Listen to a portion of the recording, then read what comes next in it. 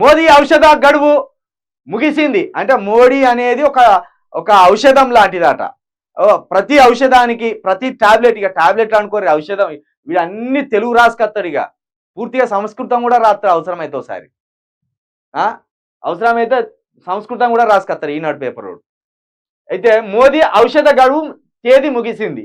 టాబ్లెట్కి expire date ఉన్నట్టు మోడీ కూడా expire date అయిపోయింది. మోడీది కూడా ఇక మోడీ మంత్రం పనిచేయదు, మోడీ అనే ఒక మందు పనిచేయదు, మోడీ అనే ఒక ఔషధం పనిచేయదు అనేది రేవంత్ రెడ్డి ఉద్దేశం.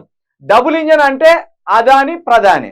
డబుల్ ఇంజన్ అంటాను కదా, డబుల్ ఇంజన్ సర్కార్, మొత్తం వ్యవస్థను మార్చేస్తాం, ప్రజల బతుకులు మార్చేస్తాం డబుల్ ఇంజన్ సర్కార్ తోటి అంటాను కదా. ఆ డబుల్ ఇంజన్ ఎవరు?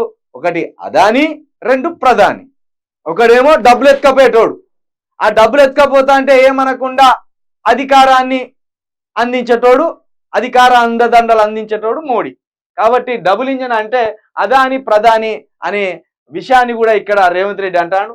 వచ్చే ఎన్నికలలో కాంగ్రెస్ విజయాన్ని ఎవరు ఆపలేరు, ముఖ్యమంత్రి రేవంత్ రెడ్డి వ్యాఖ్యలు.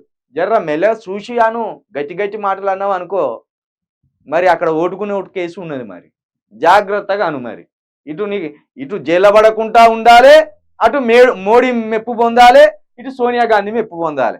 ఇన్ని మెప్పులు పొందాలను. నీ అదృష్టం బాగుండి కాంగ్రెస్ వచ్చి రాహుల్ గాంధీ ప్రధానమంత్రి అయితే ఓటుకున్న ఓటు కేసు కథ ఎక్కడో కొట్టుకపోయినట్టే. ఇక లేదు, నీ దరిద్రం బాగలేక, నీ అదృష్టం బాగలేక, నీకు దరిద్రమే వచ్చిపడి మోడీ వచ్చింది అనుకో, నువ్వు గప్చు పిల్లి కూన లెక్క ఉండాలి. ఇక ఈ ఎగురుడు ఉండదు. ఇక నీది పిల్లి కూన లెక్క గప్చుప్. ఇప్పుడు జగన్ కదా పోయి ఇట్లా కూర్చుంటాడు పిల్లి కూన లెక్క, సార్ నీ దండం పెడతా అన్నట్టు కూర్చుంటాడు. గట్టనే కూర్చోవలసి వస్తుంది. మొక్కుకో, 33 కోట్ల దేవతలను మొక్కుకో.